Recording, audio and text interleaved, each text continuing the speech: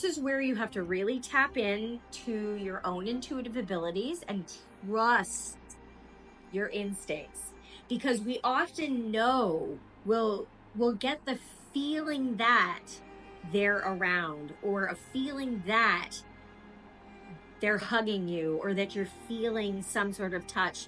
And I often feel them sit on my bed. My bed makes, well, it kind of goes down like somebody's sitting on it. Be open to how those messages come in. Ask for something specific. They want you to be specific. They want nothing more than to show you what that is. Were you picking up any identifying features or?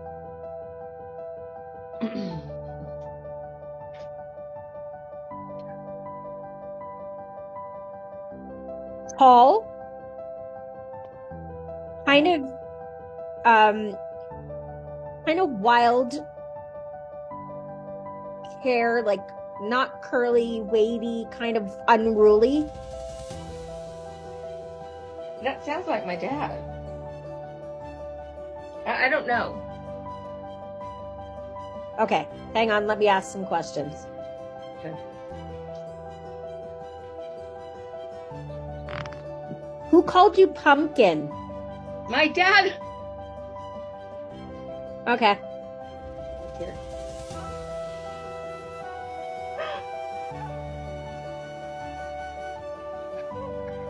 It's him. Wow.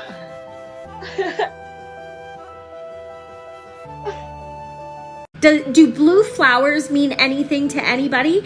Because I'm being shown like a bouquet of blue flowers, and they're little with little petals, and I don't know botany, so I'm trying to describe them the best way I'm seeing them. They're like little blue flowers. Does that mean anything to anybody? Because somebody's holding them out, saying that somebody will connect with this. Whether it's something you connect with the person because they gave them to you, or whether they're acknowledging that you have them. Kesley says, sometimes we see the same, like the people, we often both sense them, but see different aspects. Yeah, and that's how we're able to really dive in when we go into a space.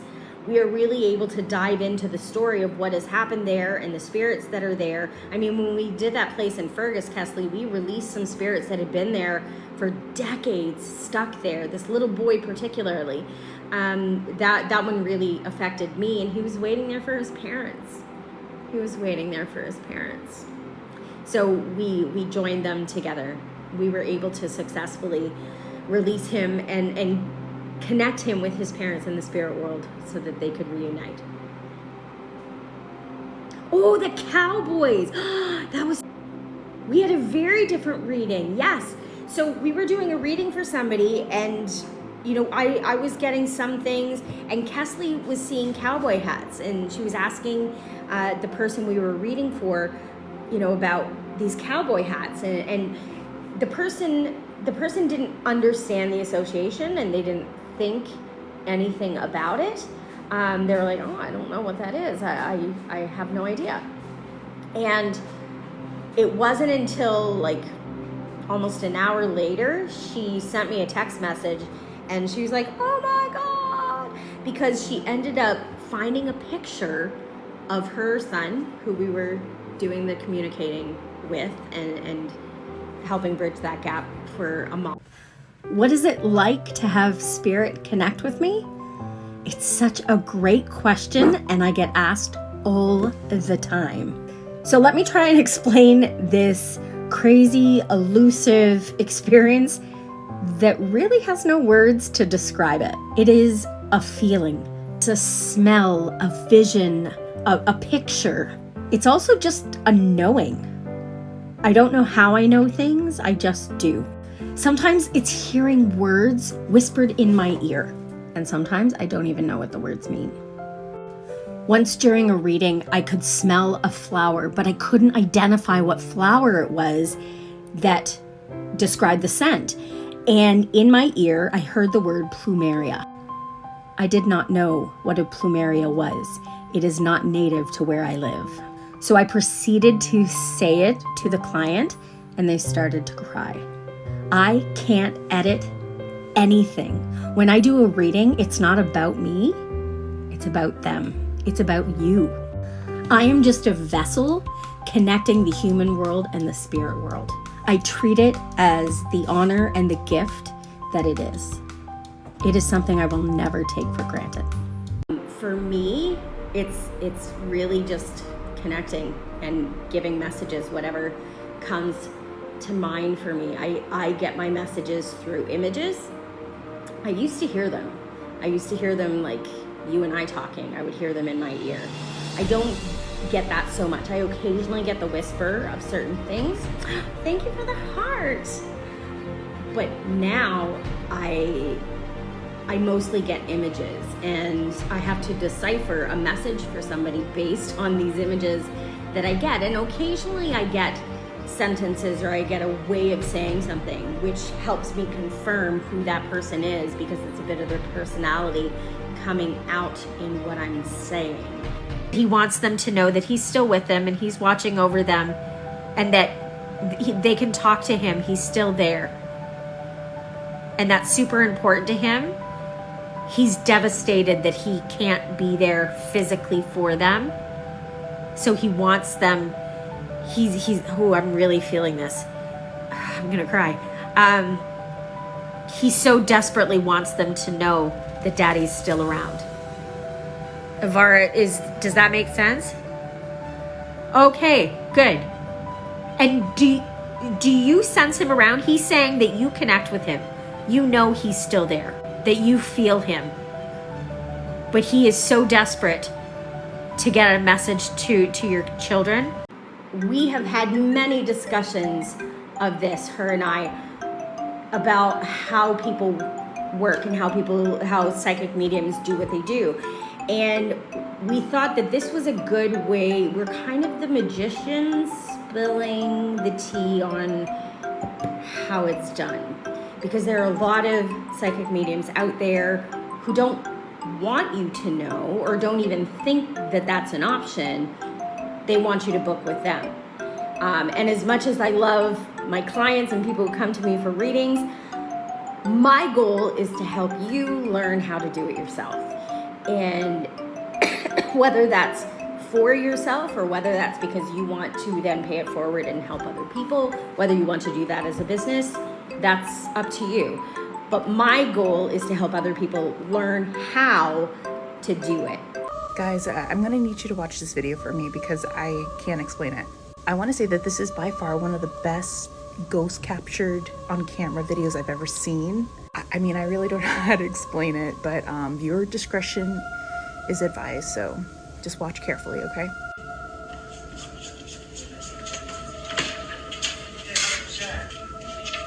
That's the thing is sometimes I really have to shake it off afterwards. I'm gonna have to go because I'm gonna have to cleanse myself. There's a lot of emotions that I'm feeling as a result of all these spirits coming in, and I'm starting to get a headache because there's so many of them around. But it has been such an honor connecting with your loved ones. This was not what I intended when I went live, and I'm so glad that it went this way, because it's such a gift when we're able to connect with the loved ones who have passed, if for no other reason than to remind us that our worlds are connected. And they so want you to know that your worlds are still connected. They are still here with you, and they see everything. I've noticed people have been asking questions, you know, do they know what my mother has done, or do they see this going on? Absolutely, they see it. Gracie, what made you believe in spirits and angels? What made me believe in angels and spirits? It's a great question, actually, and it started when I was very, very young. I had what my mom thought was an imaginary friend, turned out to be my guardian angel, who I played with and had conversations with. And when I explained to my mom at 4 years old, I explained to my mom that she and I looked the same, acted the same, but we just existed on different levels. At 4 years old, how do you explain that, right? And so I just said, well, when I'm asleep, she's awake in my dreams, and when I'm awake, she's asleep. Opposite, and now I'm getting confused. But anyway, we were living alternate lives. And so my mom just thought, oh, cute, you have an imaginary friend. Is your grandma Kooky okay? She's having the time of her life. She says she's living it up like in Boca Raton. I don't know why there. I've never been there myself, but those are the words I heard. Does that make sense to you? Awesome, Michelle. Glad. Sierra, your angels are there to help you. They're saying your dad is loving you and is trying to help you as best he can. And they want you to tap into your angel team and ask them for guidance. That they are chomping at the bit, wanting to help you, but they can't step in until you ask. So they're asking you to ask. They're telling me to tell you to ask them. Out saying, these are the things that we want to experience. We like put a course curriculum together before we come into human form. These are the things we want to learn about as spirits. And so we come and have this human experience, and it's for us to learn, to grow, to reconnect spiritually to home. And that's what we lose out on so much, is because for thousands of years, man has told us how we should be connecting to God, to source, to spirit, to angels, to heaven. And it is not for a business to tell us how to do that. It is a very personal thing for us to do. Our connection with source, with God, with the universe, whatever you want to name it, it is a very personal experience. And all we can do is help each other to gain momentum in that endeavor, to help learn as much as we can as spiritual beings having these human experiences. And so the best thing we can do is to love each other. Do we all have the ability to become a medium, or is it something you are born with? I love this question. Thank you for asking it, Zach, because this is actually something that I'm working towards, because everybody has the ability to connect with spirit, to be a medium, to be a psychic medium. We all intuitively have that ability, some more than others. Some are just more in tune with it, and it can be learned. And so what's exciting about this, and I've already started putting it out there, I have a product in the link in my bio, which is teaching you how to connect with a deceased loved one yourself. And it's a guided meditation to help you learn to make that connection. My own experience with this is I was very in tune as a child. I communicated with my guardian angel, and my mom thought it was an imaginary friend. But I could see her. I played with her. She looked like me. And it turned out she is my twin. That I didn't know I was a twin until my mom told me 10 years ago, I was telling a story, that I was supposed to be a twin, and my twin died in utero. And it was then everything made sense to me. And it wasn't, life happens and things happen to you. And for me, there was a bunch of trauma. There was a bunch of trying to repress emotions. And it wasn't until the rug was pulled out from under me when my brother was killed very unexpectedly that I was thrown into this turmoil. And it was through my healing process that I tapped back into those abilities, and here I am. And so for me, it is so important to help people through their grief process in learning to understand that they themselves can connect to their loved ones. They can connect to spirit, to their angel team. And it is so important that we do. So thank you for asking this question, because I want to shout it from the rooftops. I want everybody to know that this isn't a special gift that I do, that everybody can do it. If your third eye is open, it'll show.